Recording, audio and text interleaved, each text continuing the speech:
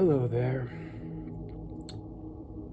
I'm gonna just tell you what I'm feeling now. I have no idea what the title of this video is going to be. I'd rather just be more present and tell you how I'm feeling, challenging myself to be more vulnerable. This is something I thought about when I was in the shower a little second ago, was how when you are vulnerable with people, there is a tendency for people to sort of get you to change your perspective or see the sunnier side of things, or maybe consider how you're wrong before fully hearing you. Something I've noticed about unsolicited advice is that, like, why would I trust someone to give me advice on something I didn't ask for, but also anyone who is not actively living your life with you or is willing to hear your life experiences? Because many times my disappointments with this reality, or my interchanges with different relationships or friendships or family, they come from lived experience. So for someone to tell me to see the sunnier side of things, or I'm being negative when I'm just stating things like it is, telling it like it is, it just seems strange to me. And I do know that when, I'm not sure if I mentioned this in another video or not, but it's important. Why is it in works of art, when the author of it is vulnerable, this is somehow acceptable, and yet when we have personal everyday exchanges, we all have sort of a tendency to kind of put a smiley face sticker on someone else before they're even really done expressing themselves? Obviously, it's unhealthy to get into sort of like a record skipping mode where you're just talking about problems all the time. But often a person is doing that. I'll finish that thought with, if the person's doing that and they aren't seeking an interchange, and they're kind of like dominating space, and it's like a monologue, that's not good, right? But a person is doing that when some sort of energy is unbalanced in some way, some sort of theme or sort of program or repeat instance keeps happening. The common thing most people might say, or a common idea, is that you're the common denominator. All these bad things keep happening to you, so maybe it's your fault, and law of attraction type stuff. What if we are all programmed to be impersonal, and that anytime we show our vulnerability about how we really feel, so many of us are so not used to doing that we would rather sort of see ourselves in this imagery of strength. Perhaps we watch too many movies and paid attention to too many celebrities who are going around with an image of status or stature or whatever, and that got put into us, and we're acting like we are these movie stars, whether in the movie itself or outside of it, except we ourselves are poor or maybe have a bit of money, which is something I see a lot of. People pretending that they have this strength that they desire to have, when I wouldn't even call that strength. And we're just kind of all, what saddens me about this world is just lack of interchange.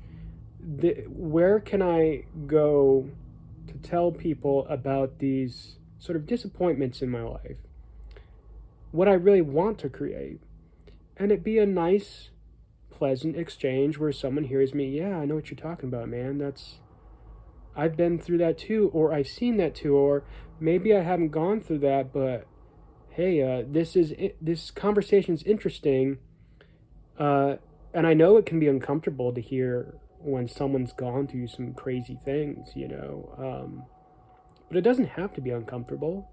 It can be just this thing where we sit here objectively and we hear each other, receive each other. Because I don't believe I have a belief system as if I'm perpetuating these not so desirable things in my life. Well, let me go a little more personal here. I've always just wanted to be an artist where I play in a band, but then that band, if we ever made into some sort of money, we take that money and start making a film, or maybe even a book, or a board game, or even a video game. Or photography. I was really interested in mixing mediums together, like painting and all that, because I've noticed that the message's content, if it has like a fourth wall break, where it reaches the viewer in a way that is really personal, the message is often linked to the medium that you are utilizing. So to cross-pollinate the mediums of art, to me, is fascinating. And I really love this kind of cross-pollination of synchronicities when I'm having that with someone I'm talking with or just exchanging with. It's beautiful, you know? So to create art with someone, to me, is like an even deeper conversation that further perpetuates consciousness. But what I have gotten instead of this often is, whenever I've tried to be in a band with someone, for example, there's been sort of a perpetuating of cliches of what is badass. So you might take, say, your favorite band, and I mean, I've done this before. I'm not like acting like I'm better than or anything, but you might really like something of theirs and you kind of want to do something like it, maybe even perpetuating it further. But my contention with that is the thing that makes you like it is that if the person was some sort of pioneer or did something original, it's because they actually paid attention to their eccentricities, the things that made them weird, you know. Movie stars, I might refer to like Jack Nicholson, who's kind of weird, but he just embraced his. He's not like, when you look at his facial feature, he's not really attractive, but because he holds himself in an attractive lens, I've heard lots of women say that they find him attractive. It's because he owns whatever weirdness he is what I would say. So when we copy somebody else's weird eccentricities, the best we will ever get is a copy of someone else who understands what makes them different better than we do. And we're not paying attention to what makes us unusual, totally embracing our magnificence.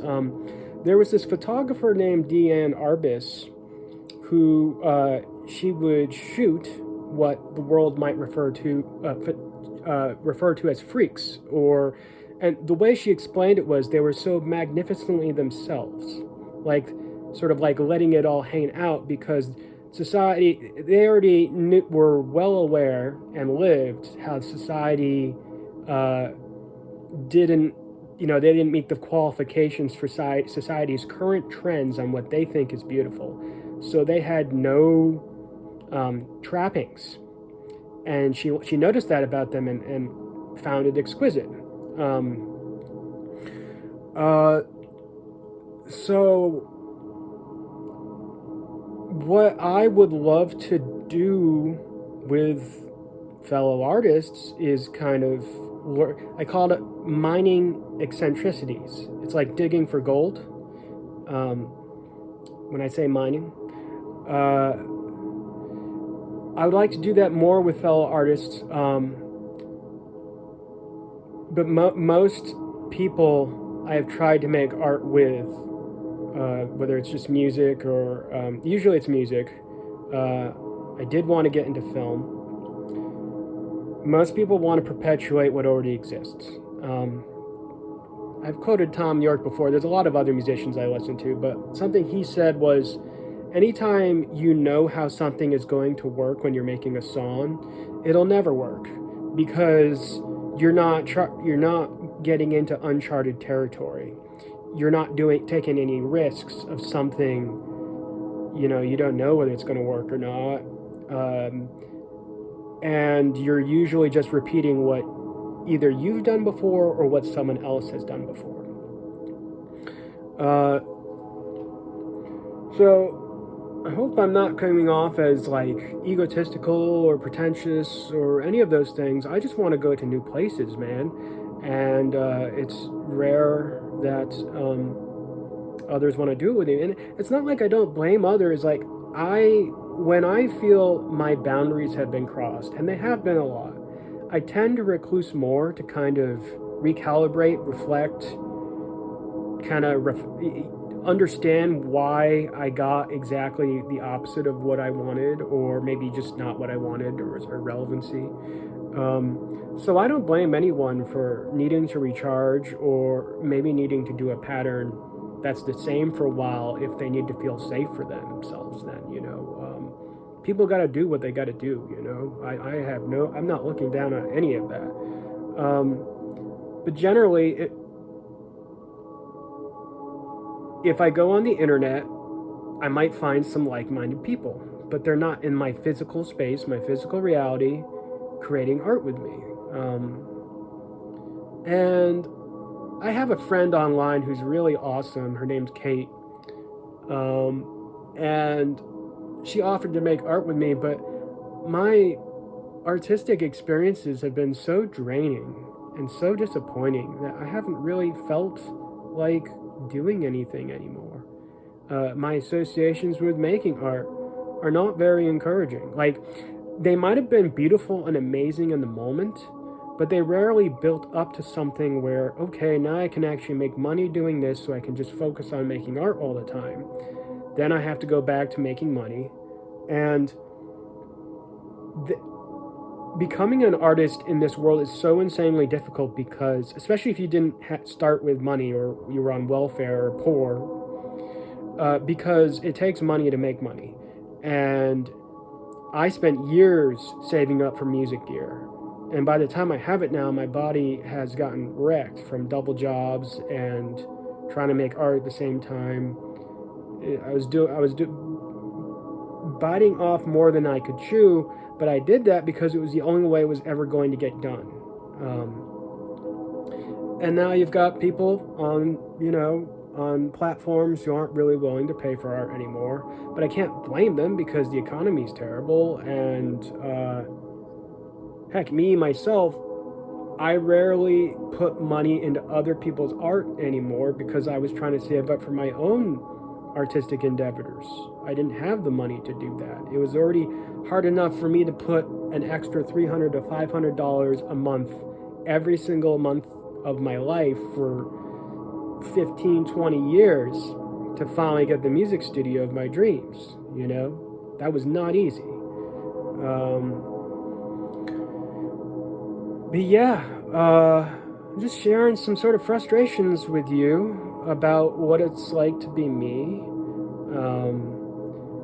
I have noticed that whenever you try to vent your frustrations to people, there's a sort of weird blame game going on where someone has to be wrong, rather than there just being a difference of paths or a difference of alignment, different goals. Whenever I share with someone why we don't align, maybe, or problems I might have had, typically they try to make it seem like I'm the one in wrong, or I'm not seeing things properly, or maybe pick out some instances in my life that were less desirable that I regretted, or maybe I didn't regret, but I wasn't myself or whatever. But yeah, I want to go back to my original point of is if someone is not willing to put themselves in your shoes or be with you, or actually be one of your fellow comrades who goes through the same challenges that you do, if they're not willing to do that, I don't really put a whole lot of stock in people's advice or suggestions, because if someone's not willing to be you, you're the one who has the most information about who you are. if they're not willing to do that with you, then they're not taking their own advice seriously towards you, or they're not. They are more willing to talk than they are willing to listen. And I spent many years listening more than talking, and I've gone into monologues and record skipping behavior before. That's not, above me. But there was some years where I never even talked. There was some instances where I would just let people talk for a long time, and there was no space being held for interchange. And generally when it happens, I just stop. I lose interest, and I don't see a need to fight for space. Like, I don't like doing that. Some people get really excited so much that they want to like keep injecting more into the conversation, and that can be really good. Don't get me wrong, but when it's only that, it just gets tiresome for me.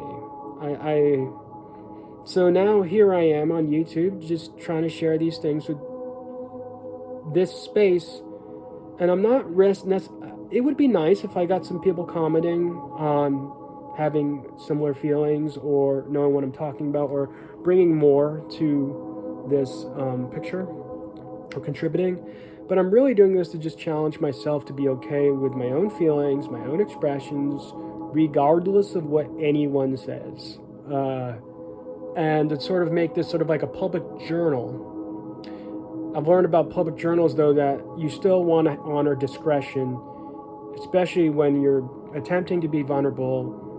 Yes, other people might be intertwined with your story and might even contribute to some of your challenges, difficulties, or realizations, the good stuff and the bad stuff. But they aren't the one. They did not necessarily give you permission to express their vulnerability, right? So I'm really trying to find that balance here. Anyway, that's all for now. We're looking at 17 minutes now. Let me know what you think of this video, if you've had similar feelings or exchanges. Yeah, I hope you have a lovely day, and that your understanding and life goals and all the stuff that you're looking for, that it is just finding you every moment at a time.